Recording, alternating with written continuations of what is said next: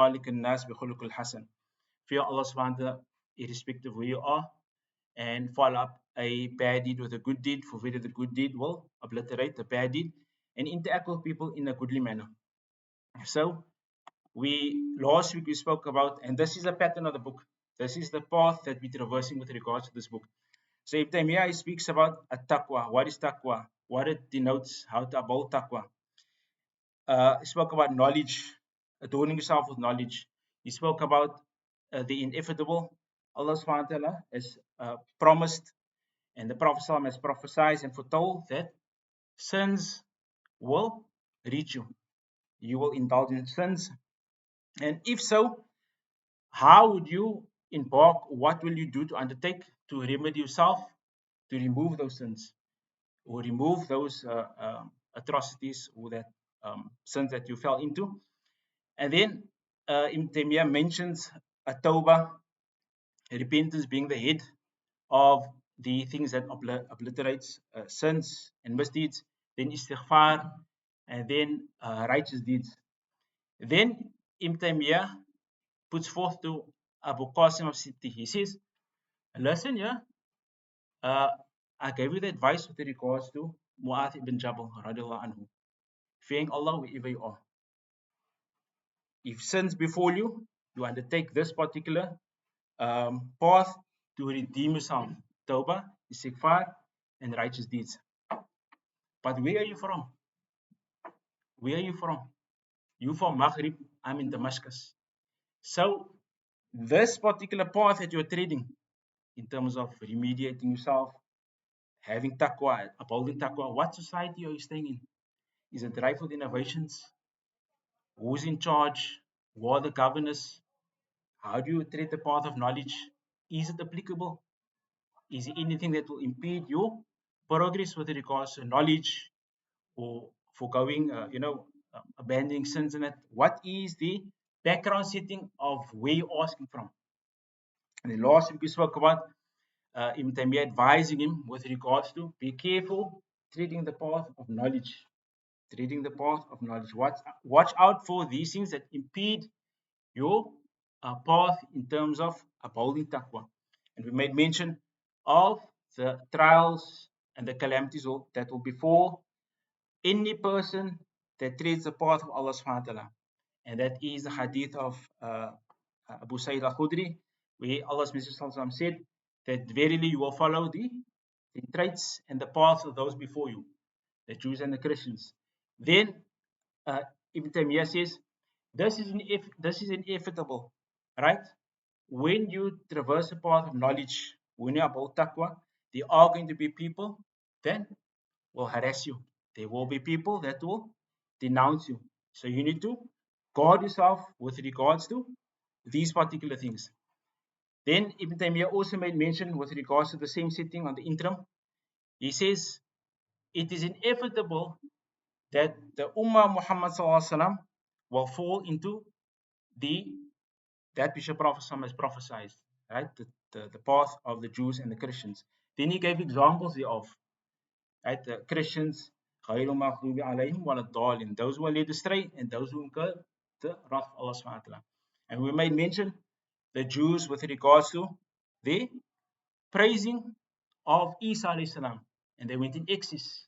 Inna Allah thalithu thalatha. They said, the Christians said that Isa is one of three, the Trinity. So they made shirk with Allah. We gave examples of those in the Ummah Muhammad that also made shirk with Allah with regards to giving those things that Allah SWT has appended exclusively for himself to Muhammad sallallahu. Then we gave also the example of the people that have tampered with the ayat of Allah. وَلَا تَتَّخِذُوا آيَاتِ اللَّهِ هُزُوًا. These are the characteristics of the Jews. Those people that have distorted يُحَرِّفُونَ الْكَلِمَةَ عَنْ مَوَادِهِ. We said that same depiction has transferred over and spilled over into the Ummah Muhammad sallallahu. The deviant sects have basically traversed this path, and they're the ones that Ibn Taymiyyah is depicting with regards to this particular traits.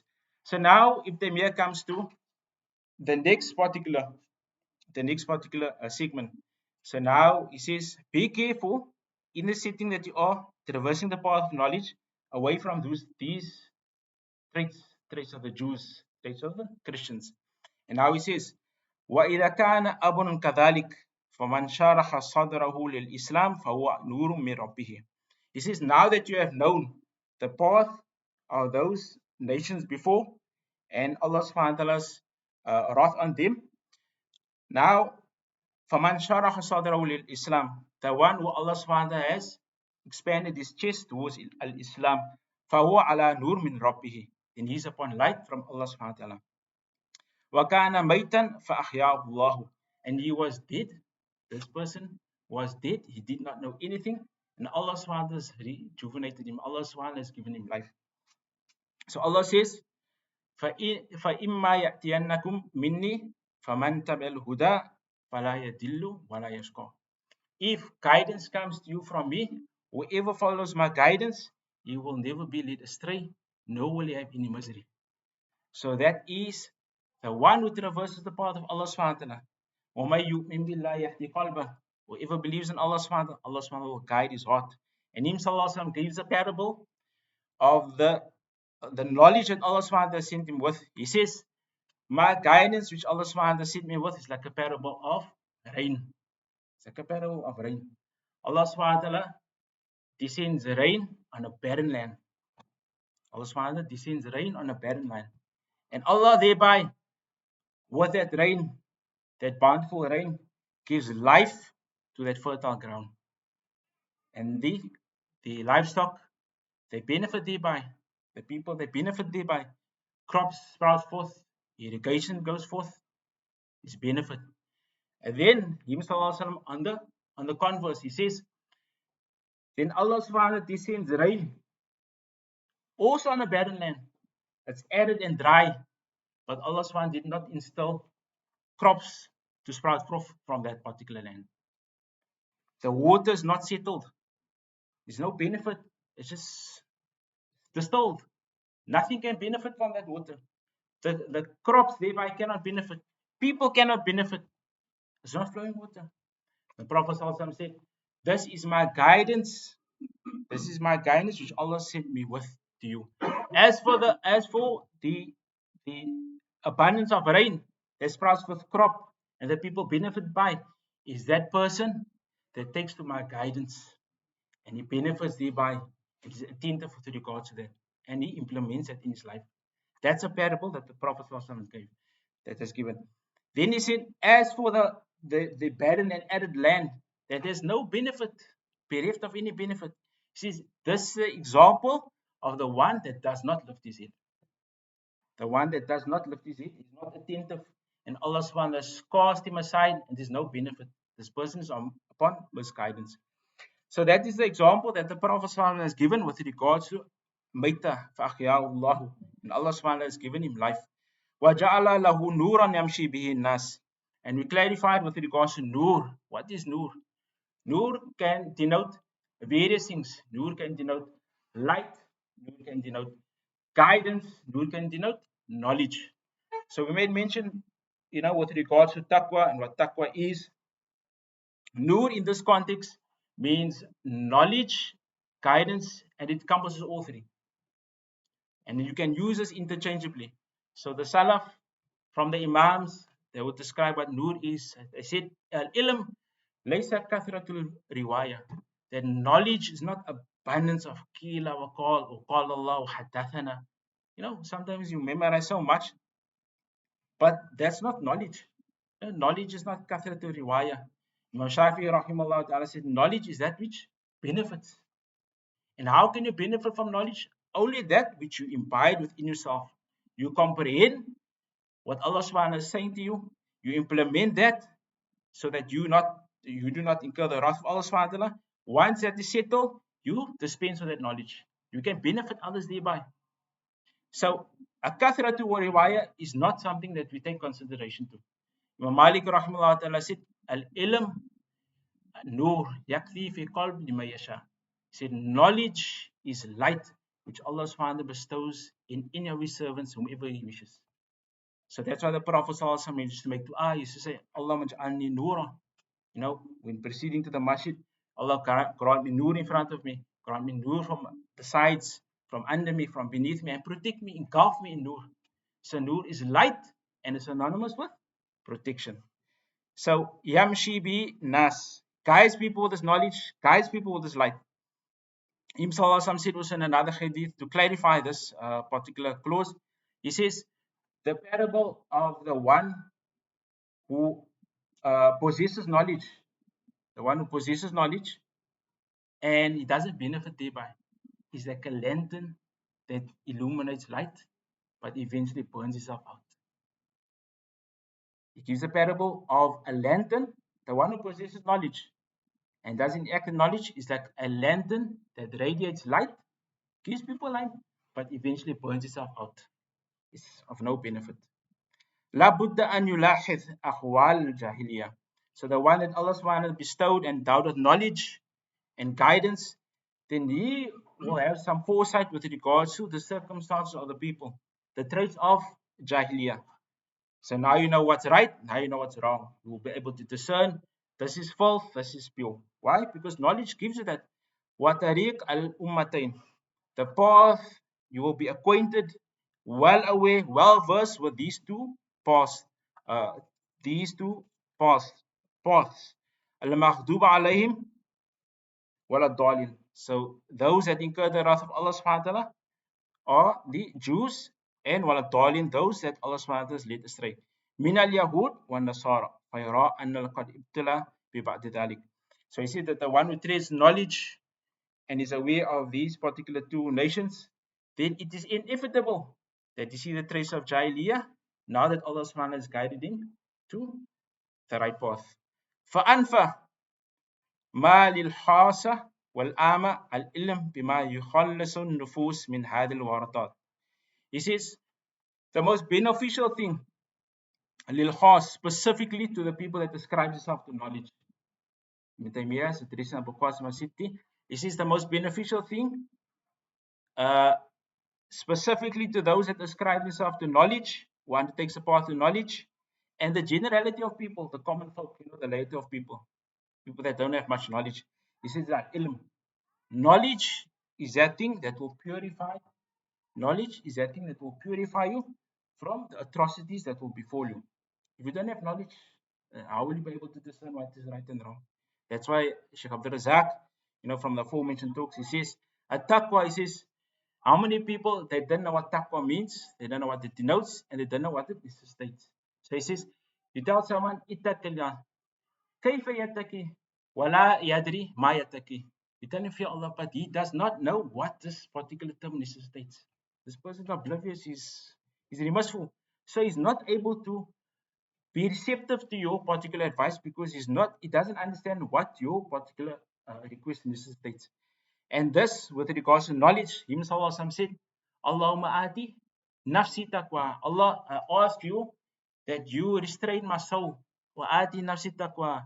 Wa zakiha anta khairun man zakaha. Oh Allah, you the one who purifies. Anta waliyuha wa mawlaha. You are the one who guards my soul. You are the one who purifies our souls. You are the one who have sovereignty over us. So Him Sallallahu he sought advice or guidance from Allah subhanahu wa ta'ala with regards to purifying his soul. And then same hadith, Imam Sallallahu Alaihi Wasallam is to seek refuge from four things. Allahumma inni a'udhu bika min ilm la yanfa'. From knowledge that's not beneficial. What is knowledge that's not beneficial? Philosophy.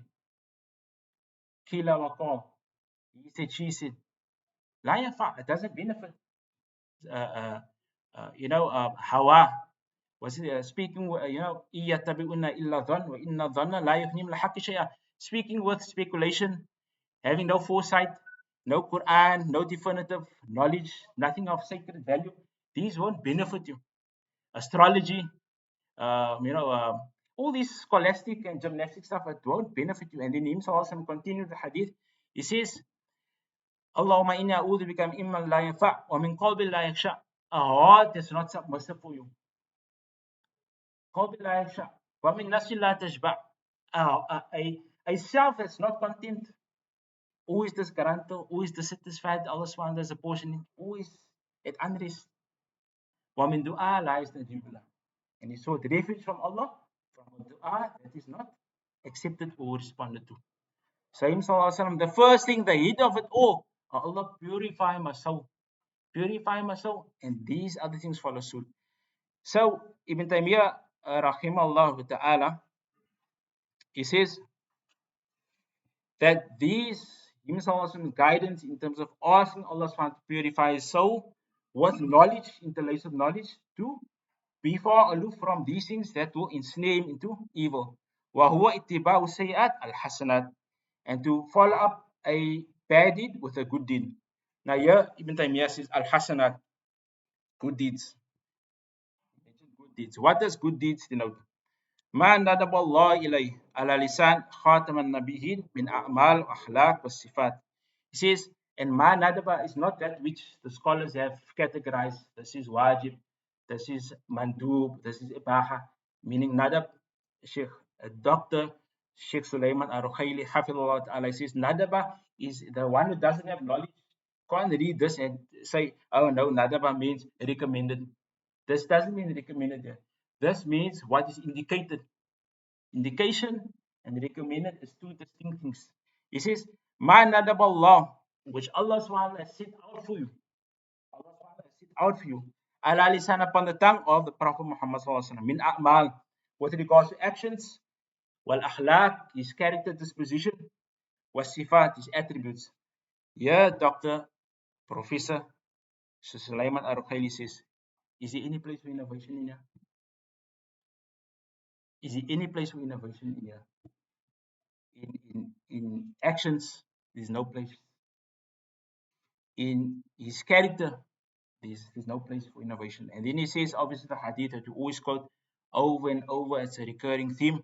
But this also to bring home the point, or to re-emphasize the dangers or the detriment of innovations even in your character.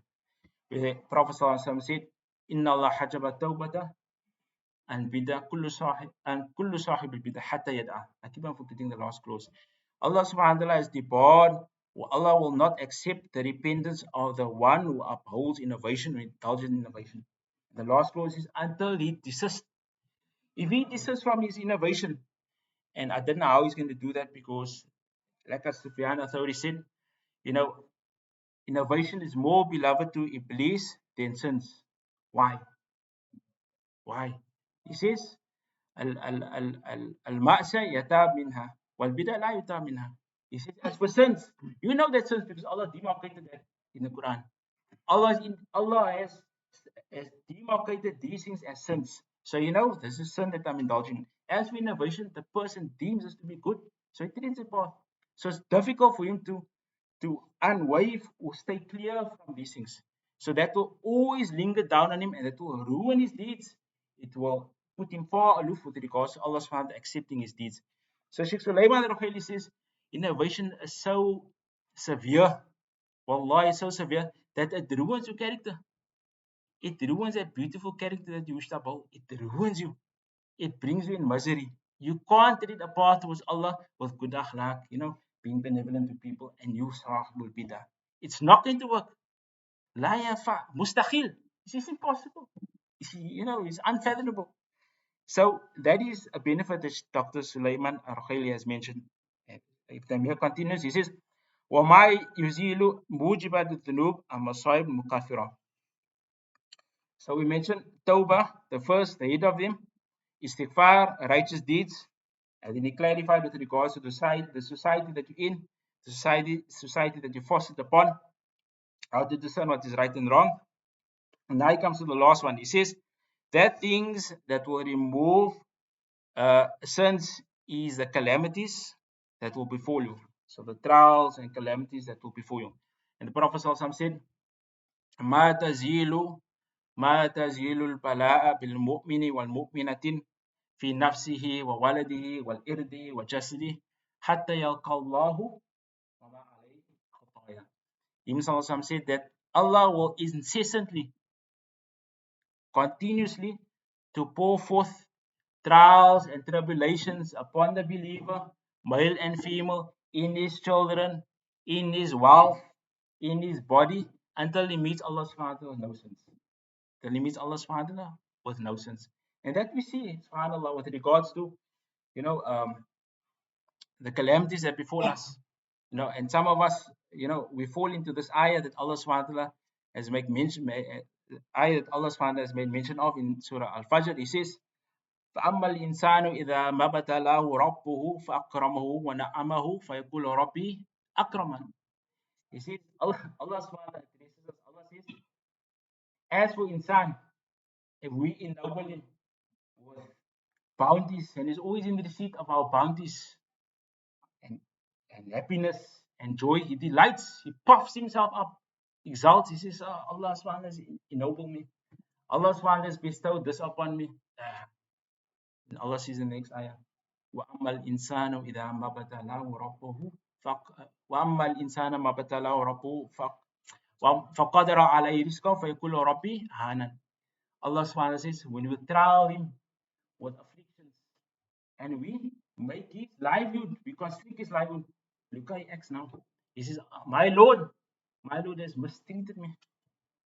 My Lord has mistreated me. What kind of Lord is that? Iyadu billah. So look how Allah subhanahu wa ta'ala tests us. The first ayah, Allah subhanahu wa ta'ala says, we give him everything. He's in the receipt of our bounties. And he says, my Lord has granted me this.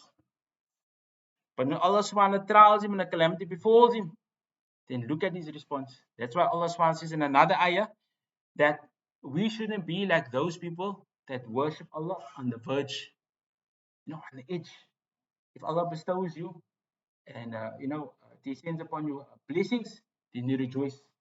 And if Allah subhanahu wa ta'ala tests you with trials in it, you become disgruntled, you're dissatisfied with Allah's apportion you, and then you turn on your back, you turn on your heels, and you say, "No, look here, this creator of mine is treacherous, this dishonest." So this is things that we need to be careful with regards to, uh, you know, uh, imbibing within ourselves the notion of being content with whatever Allah subhanahu wa ta'ala has decreed with us. Allah subhanahu wa ta'ala says in another ayah, وَلَنَبْلُوَنَّكُمْ بِشَيْءٍ مِّنَ الْخَوْفِ وَالْجُوعِ وَنَقْصٍ مِّنَ الْأَمْوَالِ وَالْأَنفُسِ وَالثَّمَرَاتِ وَبَشِّرِ الصَّابِرِينَ الَّذِينَ إِذَا أَصَابَتْهُم مُّصِيبَةٌ قَالُوا إِنَّا لِلَّهِ وَإِنَّا إِلَيْهِ رَاجِعُونَ أُولَٰئِكَ عَلَيْهِمْ صَلَوَاتٌ مِّن رَّبِّهِمْ وَأُولَٰئِكَ هُمُ الْمُهْتَدُونَ. Allah subhanahu wa ta'ala says, we will surely test them with fear. They will fear, whether it's people, whether, they will fear, wal-ju', hunger, wa-naqs min al-amwal, shortage of wealth, financial, circumstances, wal-anfus, with regards to themselves, wa-thamarat, with fruits, and anything of that sort. وَبَشِّرِ الصَّابِرِينَ, also give glad tidings to those who endure patience. الَّذِينَ إِذَا أَصَابَتْهُم مُّصِيبَةٌ, if a calamity, those who when a calamity befall them, they say, قَالُوا إِنَّا لِلَّهِ وَإِنَّا إِلَيْهِ رَاجِعُونَ أُولَٰئِكَ عَلَيْهِمْ صَلَوَاتٌ مِّن رَّبِّهِمْ. Allah says, upon those people are the praise, the safety and security of peace for that people. Now you want to have peace with Allah subhanahu wa ta'ala. You want to have contentness. You want to have, a peaceful mind. But we are not people that submit ourselves to Allah subhanahu wa ta'ala. When the calamities befall us, we run to people. Ibn Qayyim rahimahullah ta'ala says, two people, they at unease with Allah subhanahu wa ta'ala. The one, he says, the one that Allah subhanahu wa ta'ala has trialed, but this one is righteous. He says to Allah, why do you trial me? I fulfill all your commandments. I stay away from shirk and follow from shirk. I warn the people from shirk. I myself am upright. I don't have any personal, begrudgment of people. I fulfill the rights of people. Why do you test me? And they came and said, this one person, he says, I fulfill everything. His mind cannot fathom why Allah subhanahu wa ta'ala is testing. And he said, this person, with all his righteous deeds, kufr. Kufr. Why? Because the thing is, he's challenging Allah. Now remember, he's doing all the things that Allah subhanahu wa ta'ala has commanded him with. He stays away from everything that Allah subhanahu wa ta'ala has forbade and prohibited. But he's not at ease with regards to Allah trialing him. He's not at ease. And the other one again is when Allah subhanahu wa ta'ala trials him, he puts conditions on Allah. I did that for you the other day. You said I must do that, I fulfill that. You promised me this, you cut me short. What trade-off is this? What trade-off is this? So these two people, that unrest, with Allah subhanahu wa ta'ala, the one fulfills everything that Allah subhanahu wa ta'ala has commanded him with, and he loses himself, right? And the other one is he, he stipulates unrealistic goals for himself, or unrealistic things that he puts with regards to Allah subhanahu wa ta'ala, having that trade with him. So Ibn Qayyim said these two people, they are the ones that fell into kufr due to the not being content with what Allah subhanahu wa ta'ala has decreed for them. And Ibn Taymiyyah says, كل من يؤلم من هم أو حزن أو أذى من مال أو إرد أو جسد أو غير ذلك لكن ليس هذا من فعل العبد. He says, with regards to everything that brings about, everything that induces agony, pain, distress, sadness, misfortune, in your wealth, in your irid means honor, and here can also means property, or your repute, or jasad, in your body, أو غير ذلك, and other than that, لكن ليس هذا من فعل العبد. This is not maybe due to the servant indulging in sins or anything of that sort. If Allah wishes to trial you, He trials you, irrespective of whatever righteous deeds you do, He trials you. And another hadith of Prophet ﷺ whereby he said, if Allah loves a slave, then He says to the malaika, Subul Balaya, pour upon him, calamities, trials, let him endure. And Allah subhanahu wa ta'ala says that this person is beloved to me until he meets Allah subhanahu wa ta'ala with no sins. But Allah orders that, it's a command that He sends forth for the malaika to pour upon the servant trials and calamities over and over. Why? Because he is beloved to Allah subhanahu wa ta'ala. And that's a command of Allah subhanahu wa ta'ala. Then, فَلَمَّا قَضَى بِهَاتَيْنِ كَلِمَتَيْنِ حَقُّ اللَّهِ مِنْ أَعْمَالِ الصَّالِحِ وَالْإِصْلَاحُ الْفَاسِدِ. فَلَمَّا قَضَى بِهَاتَيْنِ كَلِمَتَيْنِ. So, Ibn Taymiyyah says, and he brings back our attention to these two clauses. بِهَاتَيْنِ كَلِمَتَيْنِ. The first two is اتَّقِ اللَّهَ حَيْثُمَا كُنْتَ. That is your right with regards to Allah. That's your right with regards to Allah. Fear Allah, irrespective of where you are. Fulfill Allah's rights, stay away from His prohibitions. Stay away from that which Allah has forbade you with.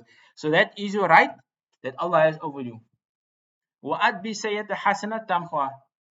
Follow up a bad deed with a righteous deed, for verily the righteous deed will obliterate the bad deed. That is your right. That's in relation to you. So first thing is you need to enact Allah's rights. Secondly, you doing righteous deeds is with regards to yourself, redeeming yourself, bettering yourself, diagnosing yourself with all this ill, that hovers within yourself. And the last one is وَخَالِقِ النَّاسِ بِخُلُقِ الْحَسَنِ. وَخَالِقِ النَّاسِ بِخُلُقِ الْحَسَنِ. Interact with people in a goodly manner. So this is the third right. The third right is with regards to who? To the servants of Allah. So the first one is your right with regards to Allah subhanahu wa ta'ala. The second one is with regards to yourself. And the last one is with regards to the servants of Allah subhanahu wa ta'ala. So he says, وَخَالِقِ النَّاسِ بِخُلُقِ الْحَسَنِ وَهُوَ حَقُّ النَّاسِ. The rights of people. And this is, wallahi, it's a beautiful discussion with regards to the rights of people, because a few lectures before, we said it's easy. It's easy to fulfill the rights of Allah, stay away from shirk, stay far from innovations. But when it comes to the rights of Allah, that's when true things are revealed. The difficulties, the interactions between mankind, how you see who's treacherous, who opposes appointments, who has funny, finicky ways. Now all the ugly characteristics come out. He says, وَجِمَاعُ خُلُقُ الْحَسَنِ مَعَ النَّاسِ. He says, the comprehensive good character, the beneficial good character with people are أَن تَصِلَ مَنْ قَطَعَكَ بِالسَّلَامِ. That you maintain the ties of kith and kin. The person don't greet you, you greet them. The person don't greet you, you don't greet them. You don't turn your back and say, this person didn't greet me. Where is he coming from? Who is he? This person is bad blood, you know what I mean? You greet him irrespective of who he is. Him said, Inna awla nas Billah, he said the most closest to Allah subhanahu wa ta'ala is those people, man bada bisalam. The one who initiates the greeting first is closest to Allah subhanahu wa ta'ala. Who said that? The Prophet said that. Ali radiyallahu anhu, he said that the Prophet had a parchment in his sword. The Prophet had a parchment, like a small kind of a written, I don't know what it was, if it's paper or cloth, in his sword. And on the sword was written the following. On himself, some sword was written the following. Ali is giving this. He says, Afu man dhalamak. Pardon those who transgress upon your rights, those who have oppressed you. Seal man katak. You know, a bow ties with those who sever ties from you. A bow ties with those that sever ties from you. Wa ahsin ilay man asa ilayk. Treat nice, be kind with those who mistreat you. People they show you ugly, dismissive, disruptive voice. It's okay, man. I treat you, I'll beat you to that, man. No, you're not Sahibu Sunnah, man. You think we have the traits, I'll teach you. This is the traits, man. You want to cheat? I'll teach you. You mustn't cheat. This is the way of Himself. Wa'afin ilay man asa ilayk. Treat good those who mistreat you. Waqul haq walau ala nafsik. Beautiful, subhanAllah. Say the truth even if against yourself. So if you make an error and someone advise you and you are truthful, then you take yourself to account. Isn't it so? Hadith is saying so. وَقُلْ حَقْ وَلَوْ عَلَى نَفْسِكَ. I made a mistake. I erred. People don't follow in my error. I'm human. Perhaps people can be misled. Maybe this can cause confusion. And there can be disruption with regards to the brotherhood. But if someone is not truthful and unjust and dishonest, and he misplaced these things, they'll say, no, man, but you misunderstood. You misunderstood. There's maybe a misunderstanding in your perception of how things should be. So this person will deflect. This person will think he's clever. So nothing will be resolved. Why? Because the characteristics of the person is he can acknowledge his shortcomings and sins. So what happens is, he treads that path thinking that he's right. But all in the motion of this particular ways of his is he's incurring the wrath of Allah. He's oppressing others. So we don't know sometimes when we interact with people how they are, the temperaments. Allah subhanahu wa ta'ala has, in the Prophet said that Allah subhanahu wa ta'ala has distributed the characteristics of the servants of Adam. One person is harsh, another person is lenient, another person is nonchalant, doesn't give a damn, another person is stern, robust all the time, doesn't know how to identify certain things, doesn't know how to apply wisdom. Now, all these things. Shaykh Dr. Ghalib al-Umayri, a teacher in Kuwait, he spoke about characteristics, he spoke about brotherhood. He says, subhanAllah, in today's time, these things are muddled up. These things are muddled up. People, they tread the path of knowledge, but they don't know how to apply things, man. So they, instead of reeling someone in with good conduct and etiquette, they refute unjust. They don't clarify. They don't have etiquette. They don't have that clemency. There's no empathy. So they speak, and how you feel and how you live, that's not their responsibility. Your responsibility is to rectify yourself. And that's not the path. There's no forgiveness. There's no maintaining ties of kith and kin. There's no of maintaining ties of brotherhood. This is the characteristics that we find ourselves, in today's time. People that don't own up to the particular shortcomings. Again, another example is a hadith of Uqbah, where the Prophet ﷺ told him, he said something similar to this. He said, Ya Uqbah, afu man dhalamak. Pardon those who transgress upon you. Sil man qatak. Keep ties of, kith and kin. And then the last one, he says, the last one is very powerful. He says, tu'ti man haramak. Give to those who have deprived you. Give to those that have deprived you. So sometimes someone deprives you of something He's going to teach you a lesson.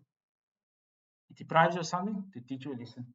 But that's not the teaching of the lesson. That's oppressing you. Withholding something that you can help someone and aid something as someone with is actually oppression. You have the ability to uphold this, but you remove that particular boundary from someone. And that's not something that we should rejoice, with regards to the etiquettes of a Muslim over another Muslim. So he says, Prophet says to Uqba, give to those who have deprived you. Don't treat them unjustly. And then, ikram wa du'a lahu. Make dua for the person.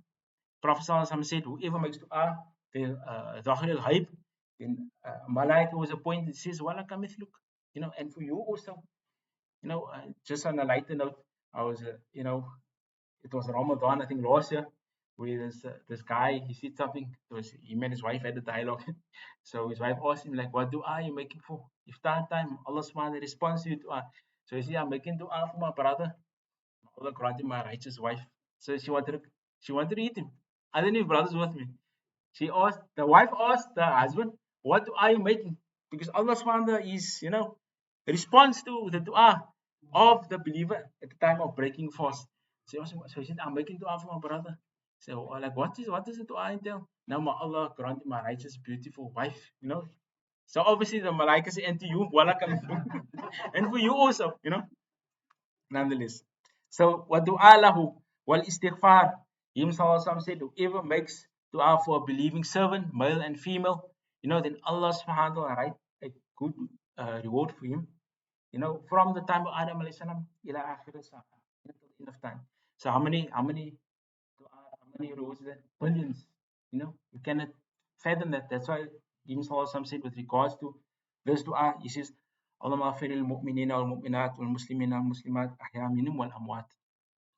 May Allah subhanahu forgive the believing males, the believing females, those who are living, those who are dead. Simple close. Billion deeds. You have accrued a billion deeds. So making istighfar, seeking forgiveness for your brother. Him Sallallahu said, whoever greets his brother, then all his sins is dissipated, all his sins fall off like a tree shedding its leaves. Simple things, purifying the heart. Shaykh, on salam, on greeting, the Shaykh Allama Uthaymin, rahimahullah ta'ala, said, from the things that are so beautiful with regards to greeting, the Prophet said, Walladhi nafsa biyadi, in his hand whom my soul lies. Prophet is taking an oath. He says, La tadkhulul jannah hatta tu'minu. You will never enter paradise until you believe. So him Sallallahu is making, Prophet is making this thing that he's advising us with a requisite for your iman. A requisite for your iman, your faith in Allah subhanahu wa ta'ala. He says, La tadkhulul jannata hatta tu'minu. You won't enter paradise until you believe. وَلَا تُؤْمِنُوا حَتَّى تَحَابُوا. And you won't believe until you love one another. أَوَلَا أَدُلُّكُمْ عَلَى شَيْءٍ إِذَا فَعَلْتُمُوهُ تَحَابَبْتُمْ. So should I indicate to you something that will cause and foster love between you? أَفْشُوا السَّلَامَ بَيْنَكُمْ. Just send salams between one another. Another hadith to clarify, to bring this home. He said, Him Sallallahu said, greet those you know and those you do not know. Kindness is not only associated with those in the circles. If you're with a certain contingency of people, then it's fine. Set of rules. If you're not with a certain contingency of people and you say this over and over, then that one is excluded. It's not part of our crew. That's not how Islam works. That's not how the Sunnah works. The Sunnah has been dismantled because of your erroneous understanding, your bad etiquette, you not wishing good. You don't have the keenness to establish brotherhood. So the Sunnah is not deficient. You the one who's deficient in terms of upholding the Sunnah. وَتَعْفُ عَمَّنْ ظَلَمَكَ فِي الدَّمِ وَالْمَالِ وَالْإِرْدِ. Pardon the one who has oppressed you with regards to blood, mal, possession of wealth, or property. وَبَعْدُ هَذَا وَاجِبْ وَبَعْدُهَا مُسْتَحَبْ. So with regards to these things, Ibn Taymiyyah says some of it are obligatory, that you pardon them, and some of them are mustahab, it's recommended. وأما خلق العظيم الذي وصف الله به محمد صلى الله عليه وسلم فهو الدين الجامع للجميع ما أمر الله به مطلقا. This is أما الخلق العظيم with regards to the lofty exalted stature which Allah subhanahu wa ta'ala has given this descriptive characteristics for the Prophet sallallahu alaihi wasallam. Then this is all encompassing, all comprehensive forms and facets of what good character denotes. وَإِنَّكَ عَلَى خُلُقٍ عَظِيمٍ. O you sallallahu alaihi wasallam, you on a lofty stature of character. And then Ibn Taymiyyah says, he brings forth a statement of Mujahid. He says that the Prophet sallallahu alaihi wasallam, his character is وَهُوَ تَعْوِيلُ الْقُرْآنِ, the interpreter of the Quran. كما قالت Aisha, and Aisha radiyallahu anha made mention, she said that him sallallahu alaihi wasallam's character is kana khuluqul Quran. His character is the Quran. So what does this mean? Kana khuluqul Quran. His character is the Quran. So whatever Allah subhanahu wa ta'ala has instructed him with, has commanded him with, then he's the first one to uphold it. He's the personification of loftiness. Him sallallahu alaihi wasallam is the personification, is the embodiment of loftiness. He's the epitome. He's the yardstick of success. The yardstick of success within your expressions, within your actions, within interactions, within your character. That things which linger deep down in our alimun bidat sudur. Allah knows what you linger down in your compartments. Even that, Him sallallahu alaihi wasallam, in his summit, his quietness, in his observance, his intelligence, he is a beacon of success in everything. If Allah subhanahu wa ta'ala commands him with jihad, he's the first one to enact it. If Allah subhanahu wa ta'ala speaks about inheritance, himself is the most intelligent with regards to distributing it, the shares, how, who are the recipients, how to give, he knows everything of that. With regards to the spoils of war, what is the limitations? What is the quantity to be distributed? He knows that as well. With regards to reconciling between people, he knows that as well. Every single thing with regards to how, when, how, different types of blood and distinctions, he knows that kind of Quran. Whatever the Quran gives you, himself has clarified it. That's why Hassan ibn Atiyah, he says that Jibreel alayhi salam used to descend with the Sunnah. Jibreel alayhi salam used to descend with the Sunnah in the same way that he descended with the Quran. So whatever the Prophet gives you, whatever himself speaks of is not of his own accord. It is wahi from Allah subhanahu. If you follow him, you will be guided. So himself is on a lofty stature with regards to character. Allah subhanahu wa ta'ala says about him, لَقَدْ كَانَ لَكُمْ فِي رَسُولِ اللَّهِ أُسْوَةٌ حَسَنَةٌ لِمَنْ كَانَ يَرْجُو اللَّهَ وَالْيَوْمَ الْآخِرِ وَذَكَرَ اللَّهَ كَثِيرًا. Verily you, O Muhammad sallallahu alaihi wasallam, you are on a lofty, exalted, exemplary character for those who believe in Allah and the last day and remember Allah subhanahu wa ta'ala in abundance. Now, this is a benchmark for your interaction. This is a benchmark in terms of upholding the Sunnah, your interaction with Allah subhanahu wa ta'ala, how to worship Allah upon His blueprints and guidance. And then Ibn Taymiyyah says, وَأَمَّا بَيَانْ أَنَّ هَذَا كُلُّهُ فِي وَصِيَّةِ اللَّهِ. And this, all of it is in the wasiyah of Allah subhanahu wa ta'ala, praising the Prophet sallallahu alaihi wasallam. فَهُوَ أَنَّ الْإِسْمِ تَقْوَى اللَّهِ بِيَجْمَعْ فِيهِ كُلُّ مَا أَمَرَ اللَّهُ بِهِ إِجَابًا وَالْإِسْتِحْبَابًا. Everything that taqwa denotes, fulfilling the commands of Allah subhanahu wa ta'ala, staying away from prohibitions, this denotes taqwa. وَمَا نَهَى عَنْهُ تَحْرِيمًا وَتَنْزِيهًا. And it also intertwined with that is staying away from the prohibitions and also those things that Allah subhanahu wa ta'ala dislikes. وَهَذَا يَجْمَعُ حُقُوقُ اللَّهِ وَحُقُوقُ الْعِبَادِ. And this is in the embodiment of the rights of Allah and the rights of His servant. لكن لما كان تارة يعني بالتقوى خشية والأذاب مقتضى للانكفاف عن حرام. At times, taqwa will be used interchangeably, like we said, fulfill the commands of Allah, stay away from His prohibitions, as hadith of Mu'adh, which we made mention of. Now, there's another hadith that speaks about taqwa, but making reference to characteristics and your interactions with people. that which Allah subhanahu has commanded the servants to uphold, to follow the Prophet in. This is the hadith of Tirmidhi, Rawahu Tirmidhi, wa Sahhahu al-Albani. Qil, Ya Rasulullah, ma akthar, ma akthura, ma yadkhulun nas al-Jannah. What is that thing that causes a lot of people to be admitted into paradise? So they ask the Prophet on this. So now you see taqwa will take a different form and denote a different meaning. And this is with regards to character. Prophet said, Qala at-taqwa Allah wal husnul khuluq.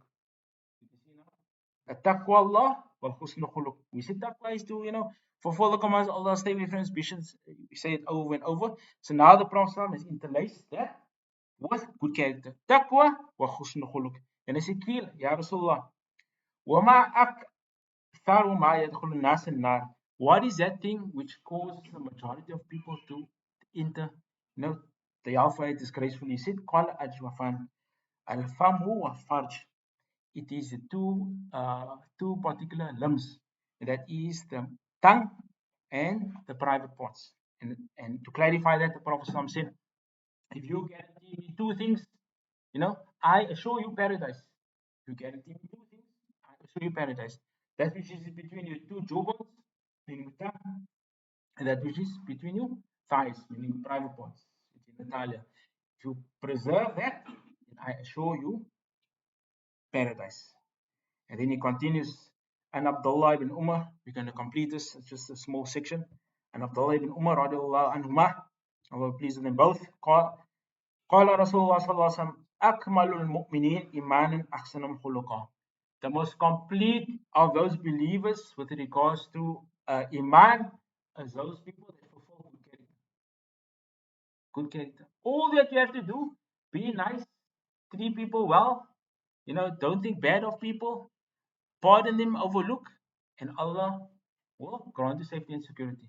The Prophet has promised you this, the Prophet has assured you this. That's why the hadith of Aisha, she says, Innal mu'mina la yudriku bi husnul khuluqi as-saim al-qaim. She says that the believer will reach what is noble characteristics, the lofty status of the one who fasts all day and pray all night. You didn't do anything. You didn't do anything. No righteous deeds, no arduous toil, standing up, fasting. All that you do is treated the person nicely.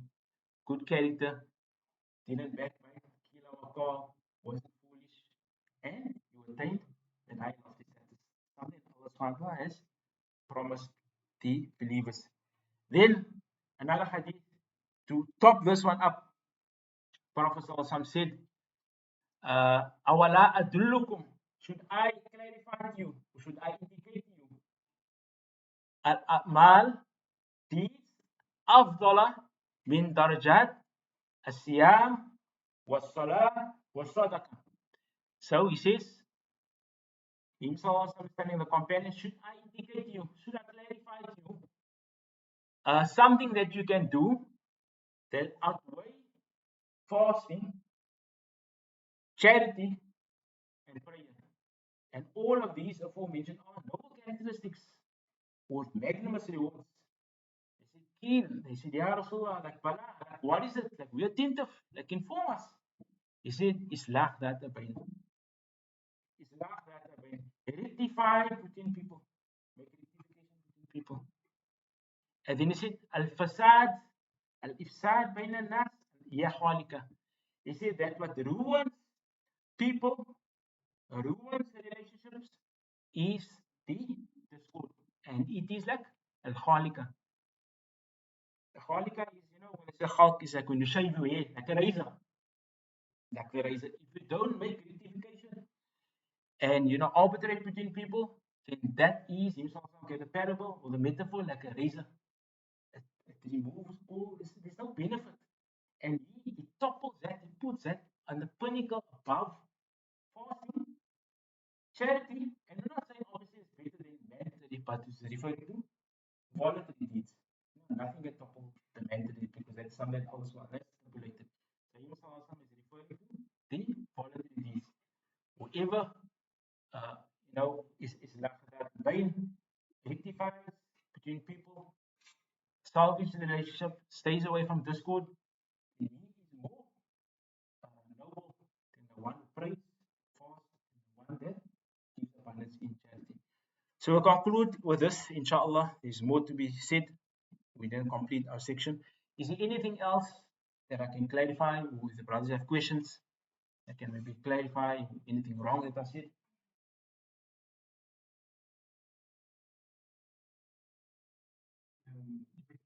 Earlier on with regards to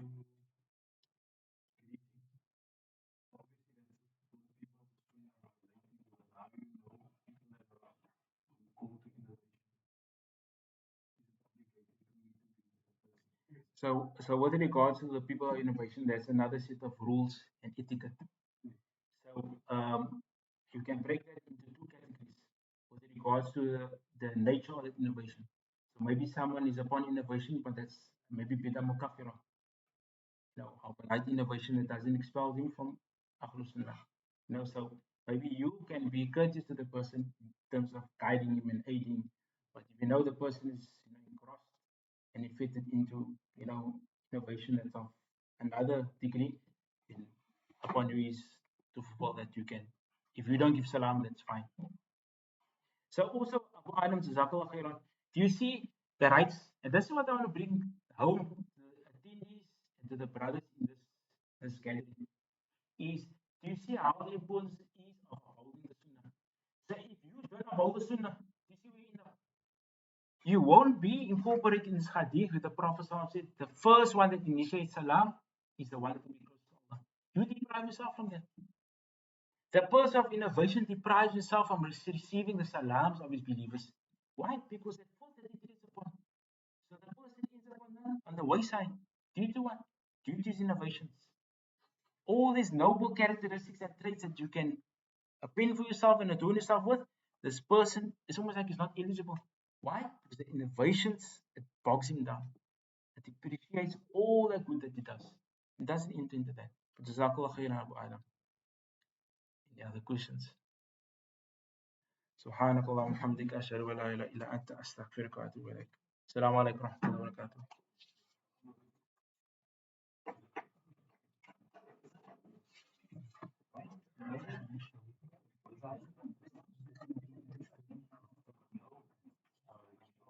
But the recorder